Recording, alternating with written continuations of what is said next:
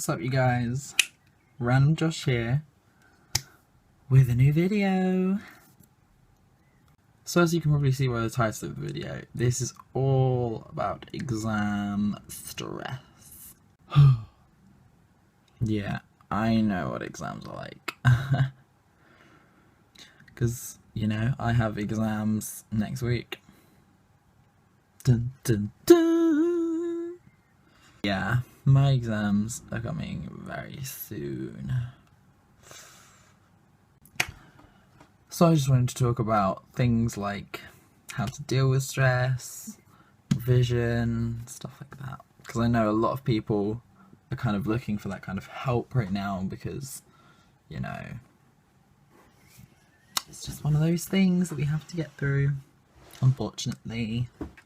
So, yeah, I have my exam timetable at the ready because I've got psychology, maths, psychology, physics, maths, computing, physics and stats. A lovely bunch of exams. But to be fair, I'm actually quite happy with my exam timetable because they are very spread out, which is super awesome. Like, praise Jesus, hallelujah, make you beg for it, plead for it. Anyway, so yeah, as like I said, it's the lead up to kind of those big days of sitting in the exam hall, writing your paper. And the one thing I know, like going through exams before, like my GCSEs, I'm now going into my A-levels. The one thing I know that a lot of people do is just panic, which is not good. Is not good. Honestly, if you panic, it makes you overthink things and your brain doesn't process it properly, so it's best to just calm, refresh your mind. Another thing to do is also do not cram the night before. Cramming the night before is the worst idea ever. Literally, like, everyone right now should, you're all gonna get told this probably, you should be revising at least a certain amount of hours per day. Honestly, everyone's different. Some people are lucky, they can just go into an exam and be fine. Others, like me, have to actually do some revision. Maybe not always willing to do it, but you know. Yeah, so revision is actually really good. Another thing that I actually find that helps with revision is sitting down and actually looking through past papers, things like that. They seem really boring and long to do, I know. I've done thousands of them. I mean, thousands is a bit of an over-exaggeration a bit, but this is a folder. This is exact past papers, but the thing is, you might think this is not very many. This is just for one subject. These are all physics past papers, and yeah, you know, that is extra work as well.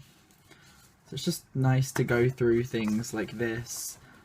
Just, even if you don't really understand a question, that's fine, leave it out. It's not as if no one's going to judge you for leaving out a question, because you're doing it for your own good. And then once you've finished filling in the past paper, like go through it with the mark scheme, and it actually, like, you start realizing patterns in the exam papers. So like, they might well, not always constantly, but there's usual questions that are very similar that will always appear, especially in computing. It's a good one to look through.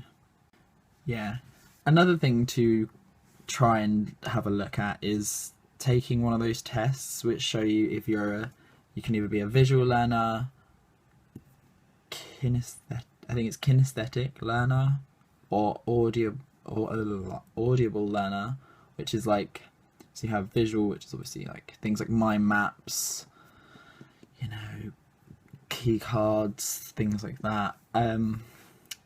Kinesthetic is like actually doing things, so like doing practical work, going through past papers, putting like the knowledge to actual work.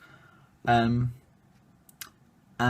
also, or audio, I can never say this bloody word, audible learning, which is kind of more things like listening to someone going through it. So like another good resource is to go onto YouTube, because there are a lot of different people out there that will just sit down, break things up easier chunks, which your teachers should really be doing as well, but this is just like the extra little piece to listen to and revise with at home. So yeah, those are a couple of bits. You can also do things like, you know, some people say make up mnemonics, you know, verbal mnemonics. All you AS psychology students will know what I'm talking about, as that is part of psychology. Memory improvement strategies are good. So yeah, I keep looking up here because like I have a psychology little poster thing on not stress management, but just stress in general. Chronic stressors, acute stressors for the long-term and short-term memory? What am I on about? Long-term and short-term effectors, adrenal cortex, you know, the norm. Another thing to think about is also to kind of structure your revision well. Like some teachers in schools will sit there and say, create a timetable. Some people find these really good.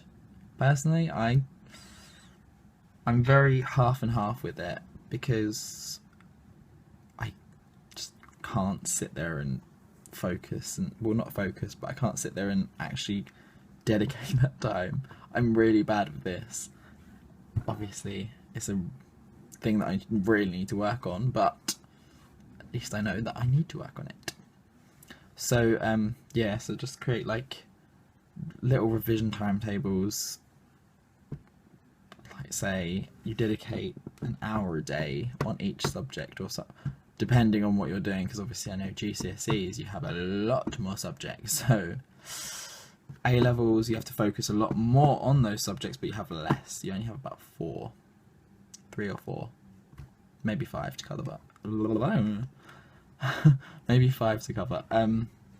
But yeah, so that's a good thing to do, is sit there and say, you know what, I'm going to do this amount for this, this amount for this, this amount for this, this amount for this, blah, blah, blah, blah. And then that just kind of builds into your brain that you've got to keep doing it and doing it and doing it, and it will sink in. We also learnt as well at school that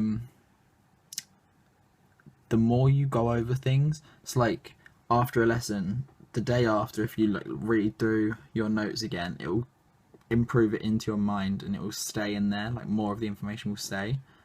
Obviously it still decreases over time, but then 2 weeks later, look over it again, it will go straight back up again. Whereas if you just leave it, it will just go completely after a week or 2, which is obviously not good, because you need a whole year's worth in your brain.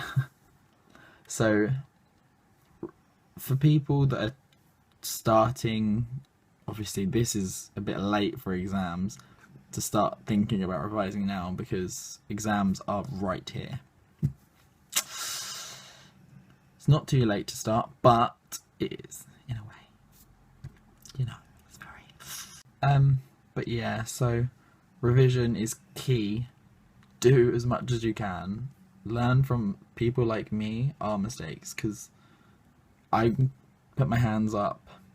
I'm not the best at revision. I'm very floaty, and I just can't settle down and sit down and revise for hours on end. It's very difficult, and obviously you've got to balance social life, homework, revision, school, work if you work like me, which is really difficult. But it's a thing of life and you have to do it. Anyway, I hope you enjoyed that video, guys. Make sure to give it a thumbs up, subscribe down below, and comment down below as well. I'll see you guys soon. Peace out, motherfuckers. Woo!